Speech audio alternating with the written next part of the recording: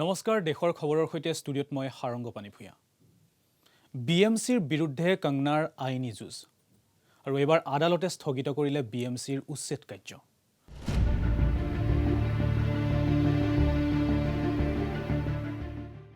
অবৈধ নিৰ্মাণৰ অভিযোগত বুধবাৰে বিএমচিয়ে উচ্ছেদ চলাইছিল অভিনেত্ৰী কংগনা ৰানাৱতৰ কাৰ্যালয়ত বৃহমুম্বাই মিউনিচিপাল কৰ্পোৰেচন বা বিএমচিয়ে কংগনাৰ কাৰ্যালয়ত 14টা অবৈধ নিৰ্মাণৰ তালিকা প্ৰকাশ কৰি জাননী জাৰি কৰিছিল অভিনেত্ৰীগৰাকীলৈ জাননী প্ৰেৰণৰ 24 ঘণ্টাৰ পাছতে বুধবাৰে বিএমচিয়ে উচ্ছেদ চলাই অভিনেত্ৰীগৰাকীৰ কাৰ্যালয়ত আনহাতে ইয়াৰ বিৰুদ্ধে আদালতৰ দ্বাৰস্থ হয় কংগনা ৰানাৱত আৰু আদালতে উচ্ছেদ কাৰ্য স্থগিত কৰিবলৈ নিৰ্দেশ দিয়ে বিএমচি আদালতৰ এই ৰায় যথেষ্ট গুৰুত্বপূৰ্ণ বুলি বিবেচিত হৈছে কিয়নো আদালতে বিএমচিৰ এই কাৰ্যক তিৰস্কাৰ কৰাৰ লগতে দুৰ্ভাগ্যপূৰ্ণ বুলি মন্তব্য কৰিছে কংগনাৰ পক্ষত আদালতে কি ৰায়দান কৰিছিল কি মন্তব্য কৰিছিল আদালতে কয় হঠাতে টোপনিৰ পৰা হাৰ পাই বিএমচিয়ে এই কাৰ্য কৰাটো অযুক্তিকৰ সেই সময়ত বিএমচিয়ে অভিনেত্ৰীগৰাকীলৈ জাননী জাৰি কৰিছিল যেতিয়া তেওঁ বাহিৰত আছিল কোনো অতিৰিক্ত সময় নিদিয়াকৈ 24 ঘণ্টাৰ ভিতৰত উত্তৰ দিবলৈ নিৰ্দেশ দিয়াটো অযুক্তিকৰ আৰু লিখিতভাৱে অনুৰোধ কৰাৰ পাছতো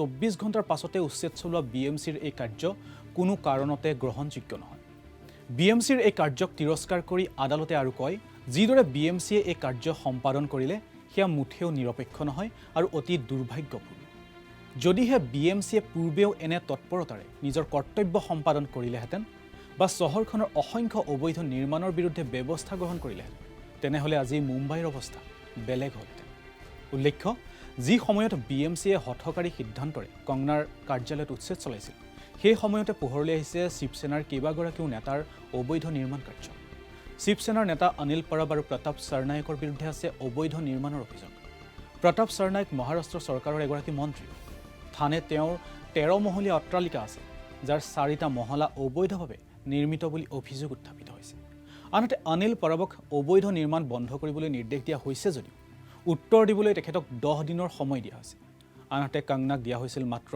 24 ঘণ্টা সময় এই কাৰ্যই মহাৰাষ্ট্ৰ চৰকাৰ আৰু বিএমচিৰ দুমুখীয়া চৰিত্ৰ উদঙাই দিছে আদালতে বিএমচিক আৰু কয় বিএমচিয়ে এফালে আদালতৰ মহামূল্যৱান সময় নষ্ট কৰিবলৈ চেষ্টা চলাইছে আৰু আনফালে উচ্ছেদ অভিযান চলাইছিল কংগনা ৰানাৱতক উত্তৰ দিবলৈ কোনো সুযোগ প্ৰদান নকৰাটোকো আদালতে তিৰস্কাৰ কৰে আদালতে কয় অভিনেত্ৰীগৰাকীয়ে যিকোনো মুহূৰ্ততে আদালতত আবেদন জনাব পাৰে বুলি জানিও বিএমচিয়ে যি কাৰ্য সম্পাদন কৰিলে সেয়া অত্যন্ত দুখজনক উল্লেখ্য কংগনা ৰানাৱত আৰু শিৱসেনাৰ মাজত তীব্ৰ বাক বিতণ্ডা চলিছিল ইয়াৰ মাজতে অভিনেত্ৰীগৰাকীয়ে মুম্বাইৰ অৱস্থা পাক অধিকৃত কাশ্মীৰৰ সৈতে তুলনা কৰিছিল ইয়াৰ পাছতে অভিনেত্ৰীগৰাকীৰ ওপৰত খৰ্গহস্ত হৈ পৰে শিৱসেনা আৰু মহাৰাষ্ট্ৰ চৰকাৰ আৰু অভিনেত্ৰীগৰাকীক আক্ৰমণৰ লক্ষ্য কৰিলে কোনো নাগৰিকৰ বিৰুদ্ধে মহাৰাষ্ট্ৰ চৰকাৰৰ ৰাজনৈতিক উদ্দেশ্য প্ৰণোদিত এই কাৰ্য এতিয়া সমগ্ৰ দেশতে চৰ্চিত হৈ পৰিছে মাত্ৰ এটকাতে আপুনি ভ্ৰমণ কৰিব পাৰিব 14 কিলোমিটাৰ বজাৰত মুকলি কৰা হৈছে দেশী ইলেক্ট্ৰনিক বাইক এটম 1.0 এই বাইক ক্ৰয় কৰাৰ পাছত কৰিব নালাগে পঞ্জীয়ন কেৱল এয়াই নহয় বাইকখন চলাবলৈ প্ৰয়োজন নহ'ব কোনো অনুজ্ঞাপত্ৰৰো 4 ঘণ্টা চাৰ্জ দিলে এই বাইকেৰে আপুনি যাত্ৰা কৰিব পাৰিব প্ৰায় 100 কিলোমিটাৰ পৰ্যন্ত চাওক আমাৰ এই বিশেষ প্ৰতিবেদন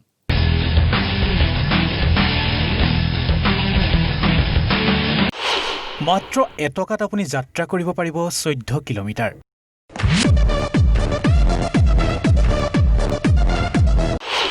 বজাৰত মুকলি হ'ল দেশী ইলেক্ট্ৰনিক বাইক এটম 1.0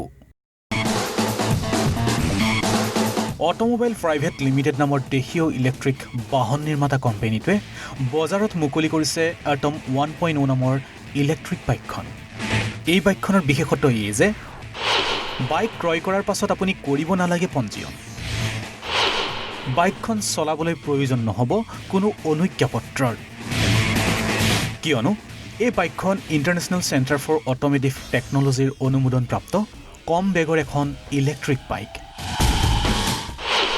বাইকখনৰ সৰ্বোচ্চ গতিবেগ প্ৰতি ঘণ্টাত 25 কিলোমিটাৰ যান বাহন আইন অনুসৰি যিবোৰ বাহনৰ সৰ্বোচ্চ গতিবেগ প্ৰতি ঘণ্টাত 25 কিলোমিটাৰ বা তাতোতকৈ কম তেনে বাহনৰহে পঞ্জীয়ন কৰিব লাগে আৰু তেনে বাহন চলাওঁতেহে চালকক অনুজ্ঞাপত্ৰৰ প্ৰয়োজন হয় এটম 1.0ৰ প্ৰাৰম্ভিক মূল্য 50,000 টকা এটম 1.0ত আছে লিথিয়াম আয়ন বেটাৰী এই বেটাৰী চাৰ্জ হয় 4 ঘণ্টাত। এবাৰ চাৰ্জ দিলে বাইকখন 100 কিলোমিটাৰ পৰ্যন্ত চলাব পৰা যায়। অটোমোবাইল প্ৰাইভেট লিমিটেডৰ দাবী, বাইকখন সম্পূৰ্ণৰূপে চাৰ্জ দিবলৈ মাত্ৰ 1 ইউনিট বিদ্যুতৰহে প্ৰয়োজন হয়। ইয়াৰ বাবে মাত্ৰ 7 পৰা 10 টকা ব্যয় হ'ব আপোনাৰ। সেই হিচাপে এটকাতে বাইকখনে ন্যূনতম 14 কিলোমিটাৰ অতিক্ৰম কৰিব। নেশ্যনেল ডেস্ক, ঈশান নিউজ। লকডাউন প্ৰত্যাহাৰৰ পাছতেই এদিনত 1 কোটি টকা দান বৰঙণি লাভ কৰি অভিলেখ গঢ়িলে তিৰুপতি বালাজী মন্দিৰ। অন্ধ্ৰপ্ৰদেশৰ তিৰুমালাত থকা বিখ্যাত তিৰুপতি বালাজী মন্দিৰত পুনৰ তীৰ্থযাত্ৰীয়ে ভিৰ কৰিছে।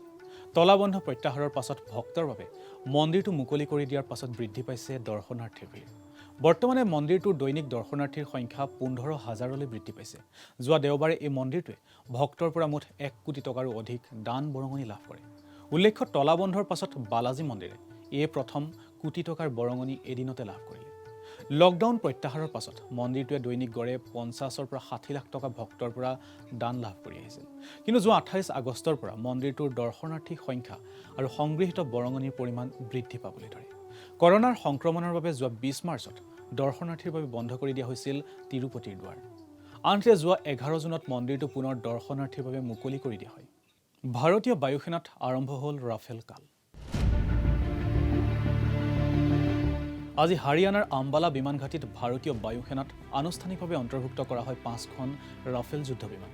বায়ুসেনাত এই ৰাফেল বিমানসমূহ আনুষ্ঠানিকভাৱে অন্তৰ্ভুক্ত কৰিবলৈ আয়োজন কৰা হয় এটি ভব্য অনুষ্ঠান। অনুষ্ঠানটোত মুখ্য অতিথি হিচাপে উপস্থিত থাকে প্ৰতিৰক্ষা মন্ত্ৰী ৰাজনাথ সিং। লগতে উপস্থিত থাকে ফ্ৰান্সৰ প্ৰতিৰক্ষা মন্ত্ৰী ফ্লৰেন্স পাৰ্লি।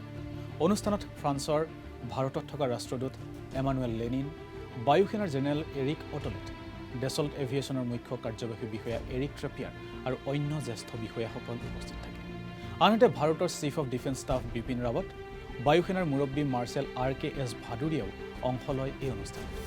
ফ্ৰান্সৰ প্ৰতিৰক্ষা মন্ত্ৰীক দিল্লীত উপস্থিত হোৱাত প্ৰদান কৰা হয় গাৰ্ড অৱ অনাৰ। সৰ্বধৰ্ম পূজা অনুষ্ঠিত কৰাৰ পাছত আয়োজন কৰা হয় ফ্লাই পাষ্ট। ইয়াৰ পাছত তেজছ, সুখয়কে ধৰি বায়ুসেনাৰ যুঁজাৰু বিমানসমূহে প্ৰদৰ্শন কৰে কলা কৌশল। উল্লেখ্য, ভাৰত আৰু ফ্ৰান্সৰ মাজত 36খন ৰাফেল বিমান প্ৰদানৰ বাবে চুক্তি স্বাক্ষৰিত হৈছে আৰু বাকী বিমানসমূহ 2021 চনলৈ আহি পোৱাৰ সম্ভাৱনা আছে। ৰিপাব্লিক টিভিৰ দুগৰাকী সাংবাদিকক গ্ৰেপ্তাৰ মুম্বাই আৰক্ষীৰ। লগতে অ'লা ড্ৰাইভাৰ এগৰাকীকো গ্ৰেপ্তাৰ কৰে আৰক্ষীয়ে। মহাৰাষ্ট্ৰৰ মুখ্যমন্ত্ৰী উদ্ধৱ ঠাকৰেৰ ফাৰ্ম হাউচত অনাধিকাৰ প্ৰৱেশৰ আৰু নিৰাপত্তাৰক্ষীক দুৰ্ব্যৱহাৰ কৰাৰ অভিযোগত গ্ৰেপ্তাৰ কৰা হয় সাংবাদিক দুজনক। 4 দিনৰ বাবে আৰক্ষীৰ জিম্মালৈ প্ৰেৰণ কৰা হৈছে 3গৰাকীক। বাতৰি সংগ্ৰহৰ বাবে ৰায়গড় জিলাৰ খালাপুৰস্থিত ঠাকৰেৰ ফাৰ্ম হাউচলৈ গৈছিল সাংবাদিককেইগৰাকী। অভিযুক্ত সাংবাদিককেইগৰাকী হৈছে অনুজ কুমাৰ, যশপালজিৎ সিং আৰু অ'লা কেব চালক প্ৰদীপ দিলীপ ধানৱাৰেক গ্ৰেপ্তাৰ কৰা হয়।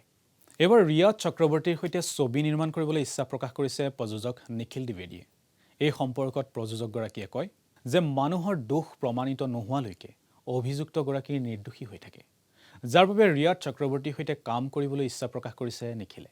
ভিৰডি ৱেডিং আৰু ডাবাং 3 দৰে চিনেমাৰ প্ৰযোজনা কৰা নিখিলে এই সম্পৰ্কত টুইট কৰি কয় যে ৰিয়া, মই আপোনাক চিনি নাপাওঁ। আপুনি কেনেকুৱা মানুহ মই তাকো নাজানো।